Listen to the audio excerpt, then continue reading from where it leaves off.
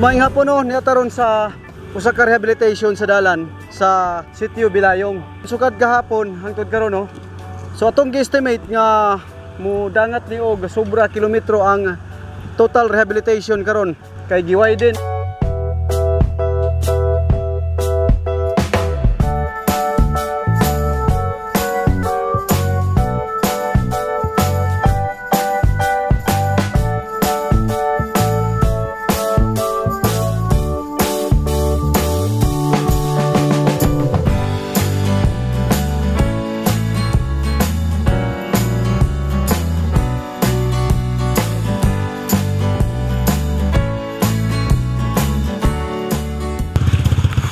So diring dapita giwiden ang dalan na atong ginaobserbahan no, ug ato ang gi-monitor. Kauban ta sa monitoring ron sa engineering department. Lakip na pod si Honorable Mayor Ernie Divivar. Gani kaghapong adlaw gisugdan ang pag-widen sa dalan hangtod na karon graveling og ang pag-spread sa gravel. So sa pagkakaron ato ang mahinabi usab si Engineer Giselle Pacturan kabahin kay siya pod ang focal person sa implementation sa susama ni ining rehabilitation o sila usab ang in charge ng office aron usab sa pagpatuman usab sa mga dugang implementation gikan sa lungsod sa Lantapan. Gani gigamit no ang tanan ang mga bag-ong dump truck nga duha ka buok nga bag-o lang giblisingan, isa ka backhoe o kini ang grader. Ngato nakita sa tong background bag-o ni nga grader pod nga nahuptan sa paggamana ng lokal sa lungsod sa Lantapan. So napod ri ang compactor aron usab nga pulido ang pag-spread sa gravel into compaction. Kay kining dapita ang kinalisuran nga dalan from Bilayong to Sobsob or from Sobsob to Bilayong. Ang ibabaw man is sa Sobsob then Bilayong. So kinalisuran ni sa una gani pangkuha na mga bato. So kining dapita ang dagkong bato pero sa pagkakaron hawa na kayo. So,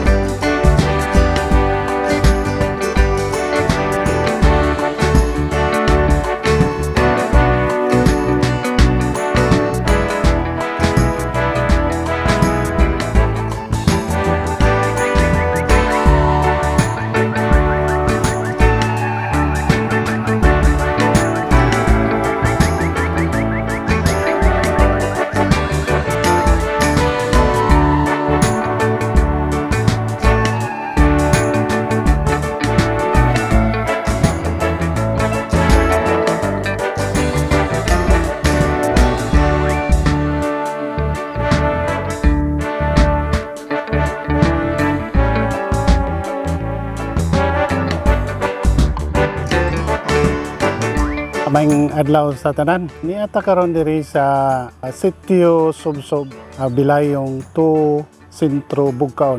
Ang atong activity karon diri nagrehab ta sa dalan gikan sa Sentro Bugkaon, Bilayong to Sobsob. More or less mga 4 kilometers ni atong gi-rehab. Kani atong rehabilitation gigastuhan ni sa atong municipal government through sa pagpaningkamot sa atong halangdong mayor Honorable Ernie Divivar, kaabag ang atong Vice Mayor si Honorable Ricky Jens Balansay.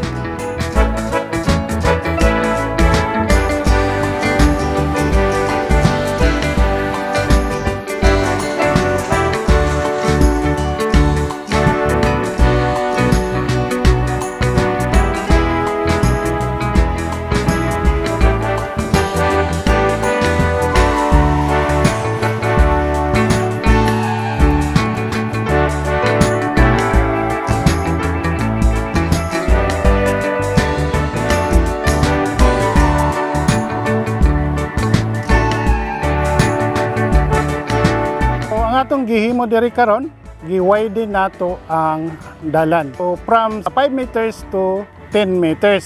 So gigamitan ni karon og duha ka backhoe, excavator, duha sad ka grader, then pison og unom ka dump truck. Gi-widen, gi-reshape, then karon ang atong activity is graveling ta karon. Human ani graveling, compaction na.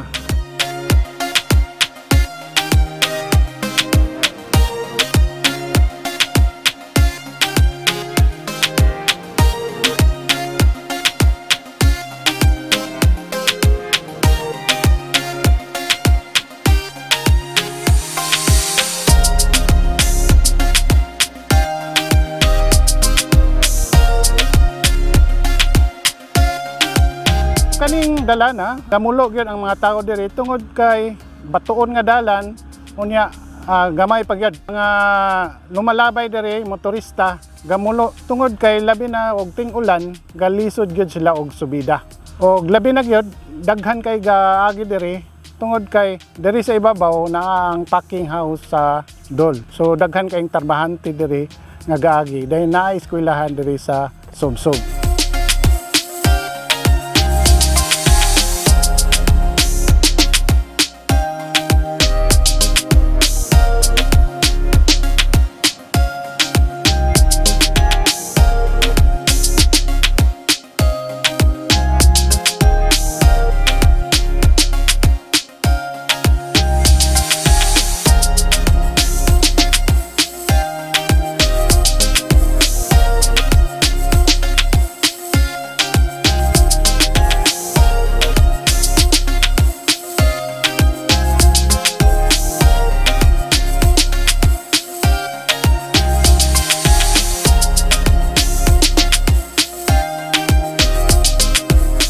Kani gipaningkamutan sa atong Halangdong Mayor nga marehab gyud. Start pa lang ni sunod semana mobalhin na ta sa laing barangay kay ang tumong og tinguha sa atong Halangdong Mayor nga ang atong mga kadalanan, mga barangay road, municipal road ma-rehabilitate aron sa ingon nga mapatigayan gyud ang pag-repair sa maong dalan kay mao gyud na ang gikinahanglan karon sa atong katawhan.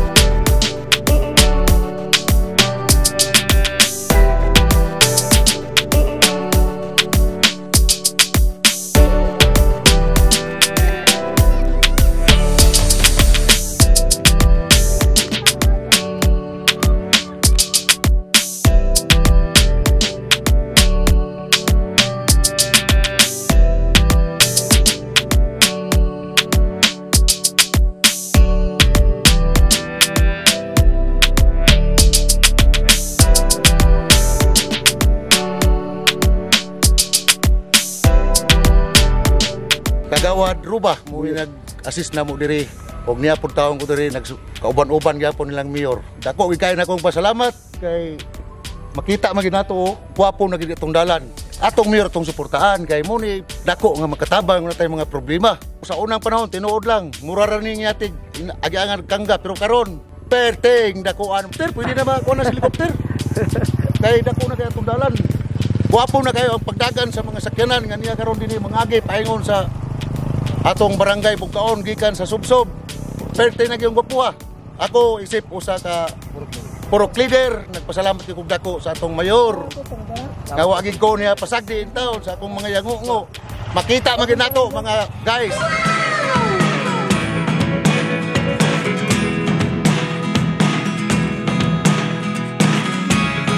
Never really know what's going on. Look at me sometimes like all you want to do is run. Hear me out, hear me out. If